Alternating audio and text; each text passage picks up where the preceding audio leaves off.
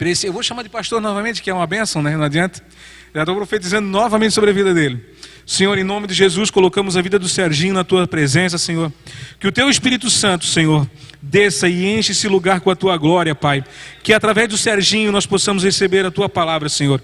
Glorificado e exaltado seja o teu nome, Senhor. E que tudo seja para a tua honra e para a tua glória. Derrama bênçãos sem medidas, Senhor, sobre a vida do Serginho. Guarda e protege a família deles, Pai. E o teu nome seja engrandecido sobre a vida do Serginho. Em nome de Jesus. Amém. Boa noite a todos. Você pode se assentar. Para quem, como o Sandro me apresentou aqui, meu nome é Sérgio, ou Serginho, tanto faz, tá valendo, tá? Eu trabalho na área de recursos humanos. Pela misericórdia do Senhor, eu sou o presidente desse ministério, mas aqui o menos importante é o título, o mais importante é o que a gente ensina, é Jesus nas nossas vidas, amém?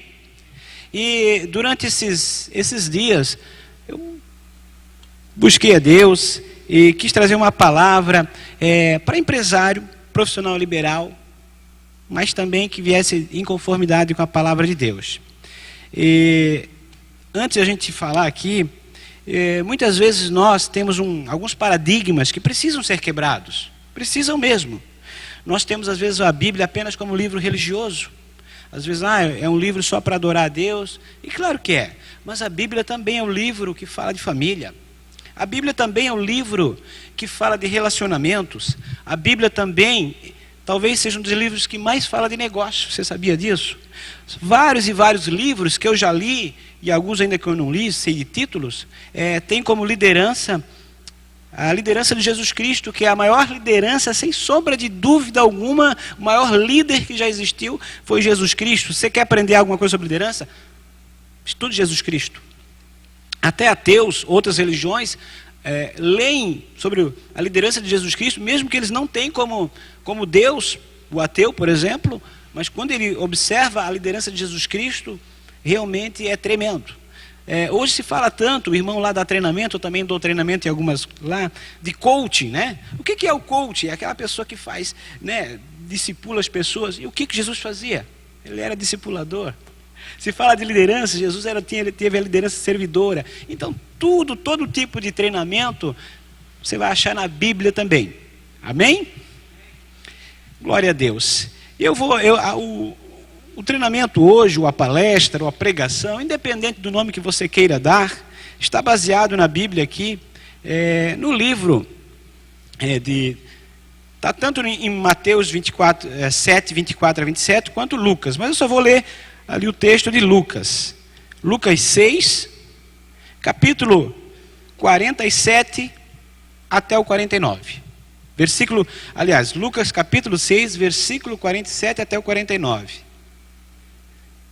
Se você quiser abrir, senão a gente passa a ler. A minha Bíblia diz assim, Lucas capítulo 6, versículo 47 a 49. Qualquer, quando ele fala qualquer, é qualquer pessoa mesmo, tá?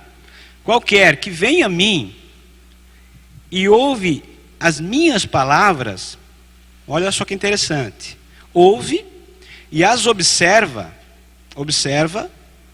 e eu vos mostrarei quem é semelhante. Deus vai dar um sinal, vai mostrar. É semelhante ao homem que edificou uma casa, e cavou, e abriu bem fundo, e pôs os alicerces sobre rocha.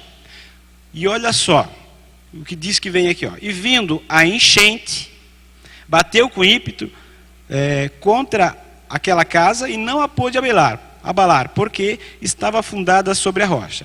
Mas o que ouve e não as pratica é semelhante ao homem que edificou uma casa sobre a terra, sem alicerces, na qual bateu com ímpeto a corrente e logo caiu. E foi grande a ruína da sua casa. E se você pegar o final do Sermão do Monte, ali em Mateus capítulo 7, do 24 ao 27 também, fala, além de enchente, de rios, fala também do vento, né, que veio contra a casa, né, e as águas também, né? Então isso significa o quê? As adversidades que vão vir tanto para as pessoas que estão em Cristo como não estão.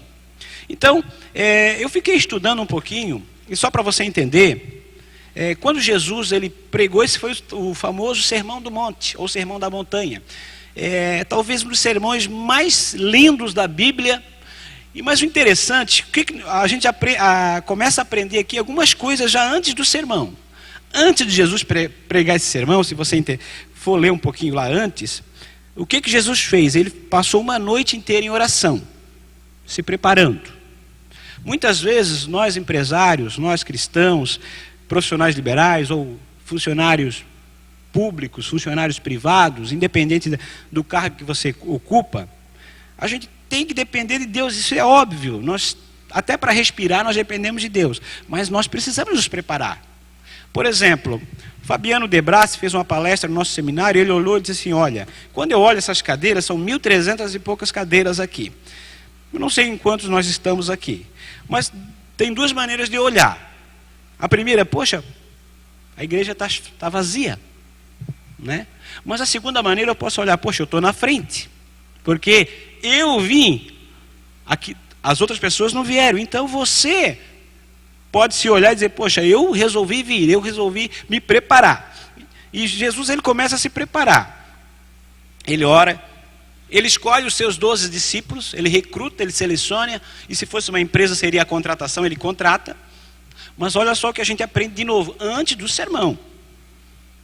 Preparação, recrutamento, seleção, contratação.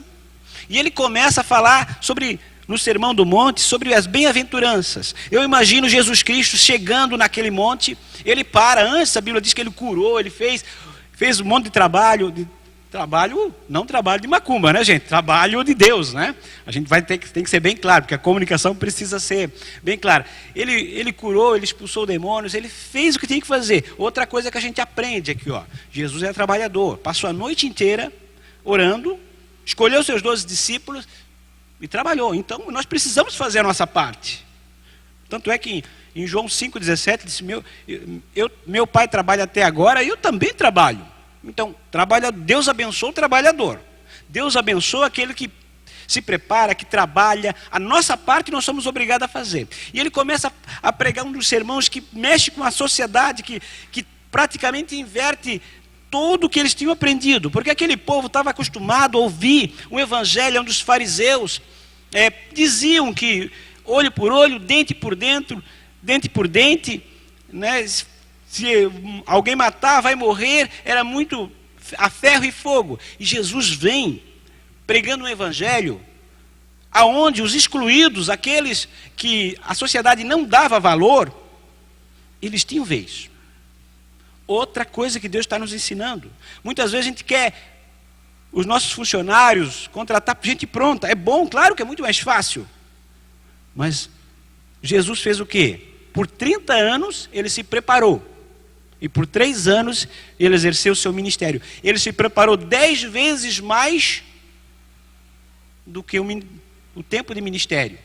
Então, Bernardinho fala assim, ó, quando a tua vontade de vencer for maior do que a tua vontade de se preparar, repense seus valores. Eu vou repetir. Quando a tua vontade de vencer for maior do que a tua vontade de se preparar, repense seus valores. Porque Deus sempre diz assim, ó, esforça-te, tem bom ânimo. Eu sou contigo, mas a nossa parte nós somos obrigados a fazer. Porque muitas vezes nós dizemos, poxa, o fulano de tal está sendo abençoado e eu aqui não, mas eu também não faço a minha parte. Então o que é a minha parte eu preciso fazer. E Jesus prega para esses excluídos, e ele vai e fala de um monte de coisas, ele começa a falar das bem-aventuranças, são 9 bem-aventuranças, ele começa a falar que a gente é luz do mundo, sal da terra, ele começa a falar de justiça, de julgamento, de pré-julgamento, e se você ler Mateus 5, 6 e 7, é tudo isso. Só que no final, o que ele faz? Ele diz assim, ó, a quem compararei essa geração? A esses homens? A 2 homens. Aquele que escuta e pratica, e aquele que escuta e não dá bola, não pratica, não acredita. Conta-se uma história não, é uma história real, é verdade isso. Eu li um artigo que havia um mendigo que estava sentado, talvez vocês até já leram e ouviram essa história, e ele estava lá pedindo esmola todo dia. E de repente chegou um homem e deu um livro para ele. Ele começou a ler um livro que dizia que se a pessoa acreditasse, os sonhos eram possíveis, ele poderia ser melhor do que ele já era. E começou a ler e ele resolveu acreditar. E ele começou a ter uma atitude diferente. A primeira coisa que ele fez, ele tinha uma plaquinha lá: dê-me esmola, estou precisando. Ele disse assim, ele já mudou aquela placa. Ele disse, sou filho do rei, estou aqui estou aqui a serviço do reino. Ele começou a colocar assim. E o pessoal começava a estranhar como que o mendigo colocar uma placa assim. O que aconteceu? Um publicitário chegou lá e viu que ele era muito criativo. E disse, olha, eu gostei de você, moço. Eu vou te trazer para trabalhar comigo. E esse moço virou publicitário, montou a sua empresa, e um dia ele deu uma entrevista para uma repórter de TV. E a repórter de TV perguntou, mas como que você de mendigo veio a ser um empresário, veio a ser um grande publicitário? Ele disse, olha, é porque eu acreditei num livro que eu li e tal. Claro que esse livro era a Bíblia, né? E ela disse, mas o quê? Simplesmente um livro mudou a sua vida? Ele disse, não. O que mudou a minha vida foi eu crer naquele livro. É isso que faz diferença, gente. Então assim, palavras, ministrações, treinamentos vão ter todo dia. E são ótimos, é fantástico. Eu mesmo participo de muitos e muitos treinamentos, ministro treinamento, e todo dia a gente aprende algo novo. Só que eu acredito, né, me perdoe o colega lá, não, ninguém motiva ninguém. Eu acredito em automotivação. Porque por melhor que seja o palestrante, se você não resolver se motivar, não querer isso, não escolher para você isso, você vai estar sempre reclamando, sempre lá, aí vai dizer que o treinamento não é bom, que o palestrante não era bom, mas na verdade eu acredito em automotivação, porque o que tem dentro de nós é muito maior que tem no mundo, aleluia. Automotivação, você tem o Espírito Santo dentro de você. Alguns dizem, você tem força de vontade. Nós cristãos, nós só mudamos a palavra, porque no mundo, por exemplo, você fala de coaching, nós falamos de discipular, mas no fim é a mesma coisa, né? É a mesma. No fim, o segredo é o mesmo, só que a gente dá autoria, dá crédito sempre a Jesus Cristo, e às vezes lá no mundo secular a gente dá crédito à pessoa. Você tem que se esforçar, você tem que acreditar em você mesmo, e tem mesmo, só que o crédito a gente sempre deixa para Jesus Cristo, que é o Senhor da nossa vida. E agora então eu quero ensinar para vocês o que Deus me mostrou, algumas lições. Vamos partir do princípio de construir uma casa. Está aí o Marinaldo, que trabalha no ramo imobiliário. E qual é a primeira coisa que você tem que fazer antes de construir uma casa? Um projeto. Tem que ter um projeto. Quando Jesus falou que nós somos semelhantes a um homem que constrói uma casa sobre a areia ou sobre a rocha, ele está falando que a primeira coisa que o cristão, que a pessoa de Deus, qualquer pessoa tem que ter sonho. O sonho é o projeto.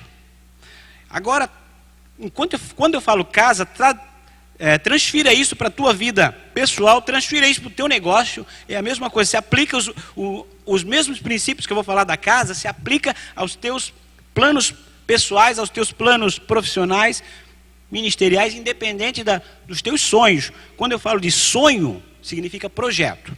Então eu aprendo, a primeira coisa que eu aprendo, quando eu penso em fazer uma casa, eu tenho que ter um projeto. O projeto, a primeira coisa que o projeto determina é o tamanho da construção.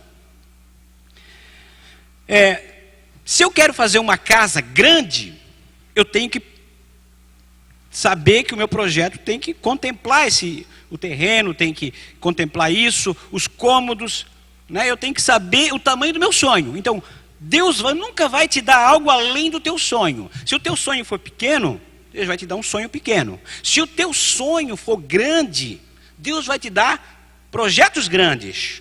Então o sonho é proporcional, o sonho, o projeto é proporcional ao que você vai conseguir. Amém? Estão entendendo? Então, por exemplo, se eu tenho um projeto de fazer uma meia água, eu vou ter menos esforço, claro, vou ter menos investimento, menos estrutura, Talvez até em menos tempo eu consiga, né? Mas o sonho é menor. Agora, se o meu sonho for fazer algo maior, eu vou ter mais investimento, né? Eu tenho que ter mais estrutura, eu tenho que trabalhar talvez mais, eu tenho que me esforçar mais. Então depende do teu projeto, do teu sonho, você vai ter mais ou menos. É esforço. Então, o que o projeto ou o sonho determina? Primeira coisa que ele determina, o tamanho da construção. Segunda coisa que o projeto ou o sonho determina, o investimento da construção. Até quanto você está disposto a pagar? Qual é o preço que você quer para cumprir o teu sonho? Se você quer ser um contador, você tem que ir lá fazer faculdade, né, de contabilidade, são 4 anos, fazer TCC, tem que pagar uma mensalidade. Se você quer ser um administrador de empresa, com CRA, você vai ter que fazer a mesma coisa. Quer ser um advogado, né, doutor João? Vai fazer a mesma coisa, vai ter que ir lá cursar direito por 5 anos, fazer a prova da OAB, isso custa dinheiro, custa tempo, mas é um preço que se paga para chegar lá. Então o projeto determina o tamanho da construção, o investimento da construção. O projeto determina o tempo e as etapas da construção, você tem que planejar. O projeto determina e te dá uma visão da construção. Por exemplo, quando o engenheiro ou o arquiteto ele monta um prédio, ele coloca uma maquete lá e coloca lá para você já visualizar como será o edifício. Então você tem que ver o que você quer. Então a fé é crer no inacreditável, crer no impossível, crer no inatingível, fazer o que ninguém faz e estar disposto a esperar o tempo que Deus tem para a nossa vida, aleluia. Então quando você tem sonho, você já tem que imaginar. Se você tem sonho, por exemplo, de ter uma casa grande, você já tem que imaginar os cômodos delas, você já tem que já imaginar ela mobiliada, com o irmão lá fazendo os móveis, já pode projetar com o irmão ali, pela fé, né, querido? Vai lá e projeta os seus móveis, faz o orçamento, né, e já vê ela. Então, até essa semana, minha esposa disse, está faltando esse jogo de quarto. Aí eu brinquei com ela, pela fé, imagina o que tu queres ali, porque isso é fé. Realidade é o que está diante dos nossos olhos. Isso não é fé, isso é realidade. Agora, a fé é enxergar, mas nós não temos condições agora, está um pouco apertado, tá, mas vamos enxergar. Deus é Deus que abre portas onde não existe portas. O homem abre porta onde tem porta. Deus é um Deus que abre porta onde não existe portas. Então, a fé também te coloca, então, te dá a visão do que você quer. Ou projeto, né? E o projeto, o mais importante, você não pode começar nenhuma casa sem o projeto, porque o projeto vai te dar o alvará. Olha que interessante, no mundo espiritual, o mundo físico, Jesus explicava algumas coisas do mundo físico para exemplificar o espiritual. No mundo espiritual, tudo acontece por uma coisa chamada legalidade. No mundo físico, você tem que ter, por exemplo, para ter um projeto, para fazer uma casa, você tem que ter o alvará para começar a construção, senão não pode. Se começar, dá problema, não dá, Robson, lá na imobiliária? Se você pode vender uma casa sem alvará, não pode.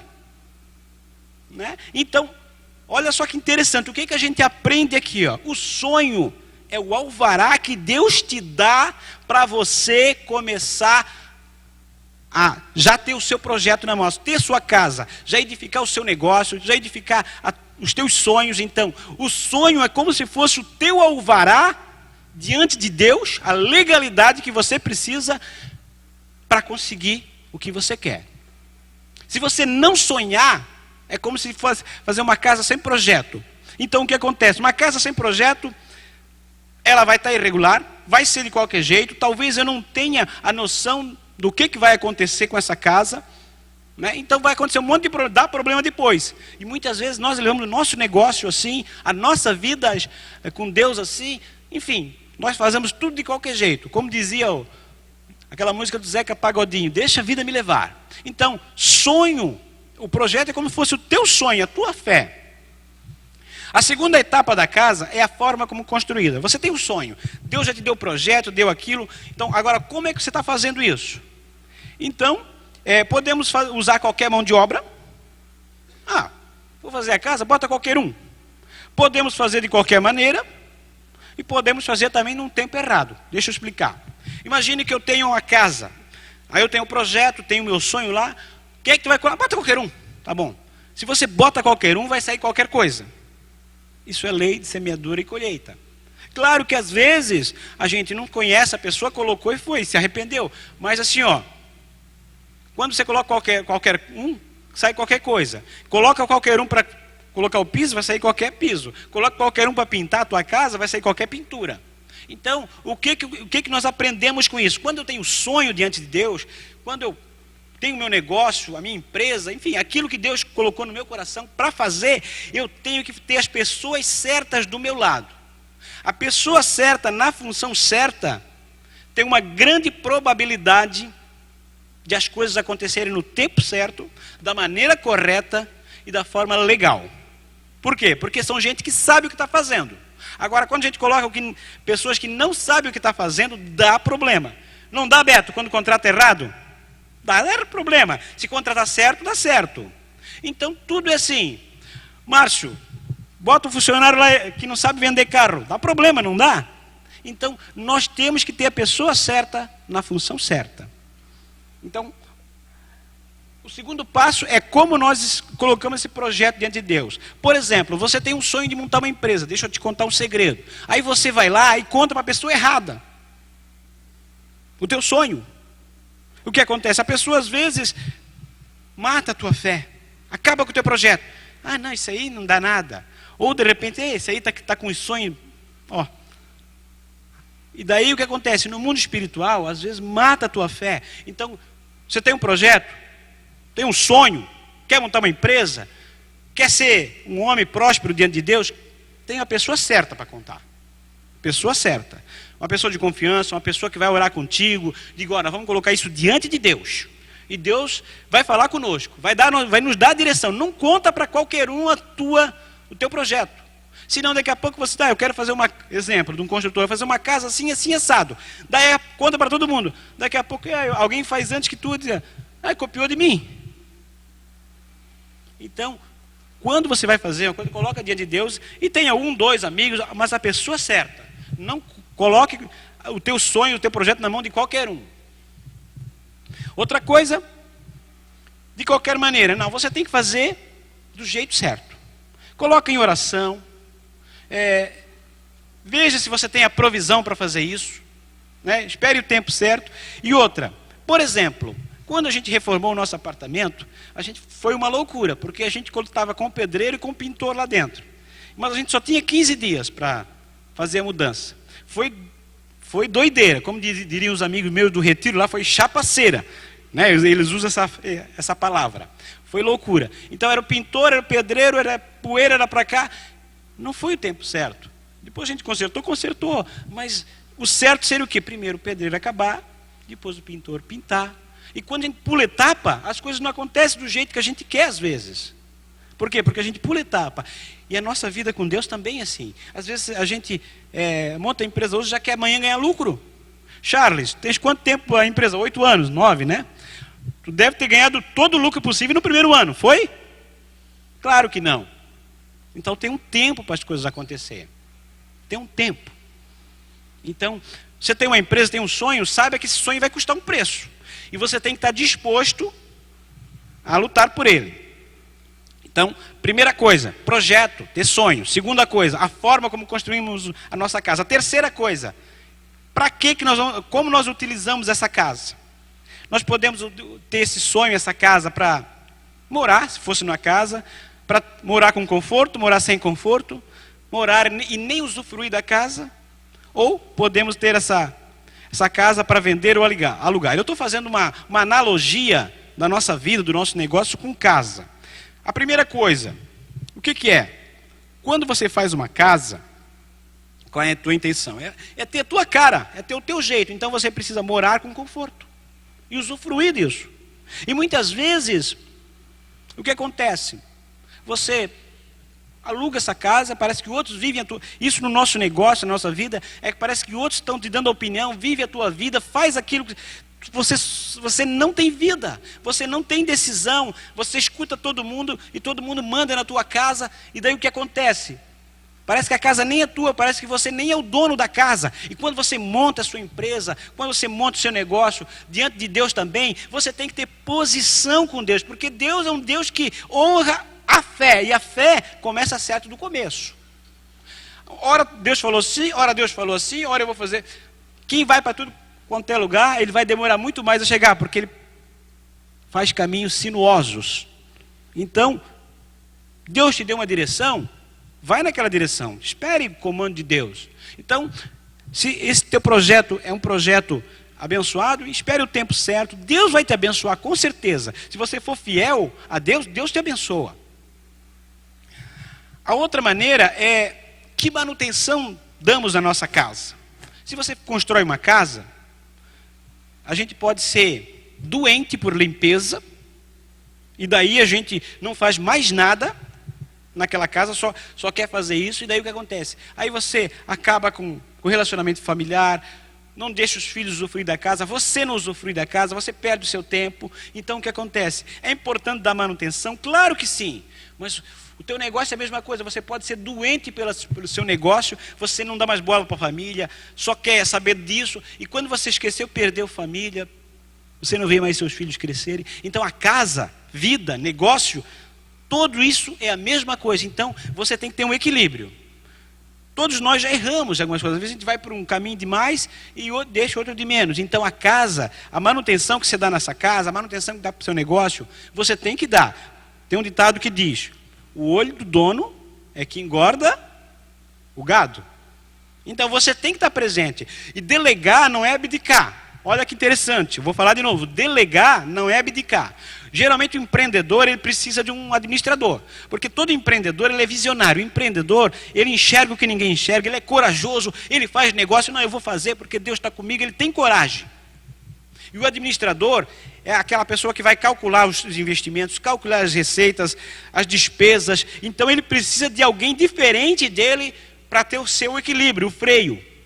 Porque senão ele só investe, e às vezes não sabe como é que está o caixa dele. Então todo empreendedor, geralmente, ele tem que ter um lado de administrador. Se ele não tem, ele tem que ter alguém do lado dele que administra.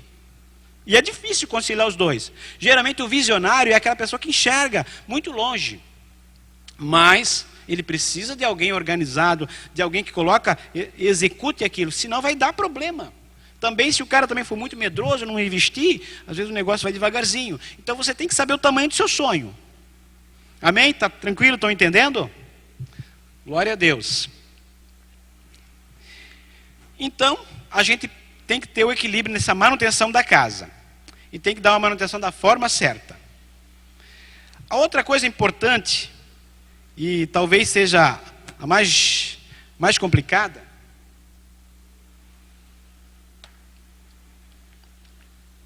agora eu vou entrar nesse estágio. Essa é uma época que se fala muito de crise. Todos têm empresa ou trabalham em empresa, e de uma maneira ou de outra, a crise, ela existe. Eu mentiria se eu dissesse para vocês que não há nenhuma crise, está tudo 10. Alguns setores estão melhores, outros estão um pouco piores, alguns estão sobrevivendo, enfim. Mas que existe uma recessão financeira no Brasil, é claro que existe, como aconteceu nos Estados Unidos, aconteceu na Europa, e vai acontecer sempre. Ora, assim como existem 4 estações, verão, inverno, primavera e verão, primavera e outono, não nessa sequência, mas existem 4 estações, existe também momentos bons para o empresário, existem momentos difíceis. E a Bíblia fala aqui que tanto o construtor que edificou a casa sobre a rocha, e tanto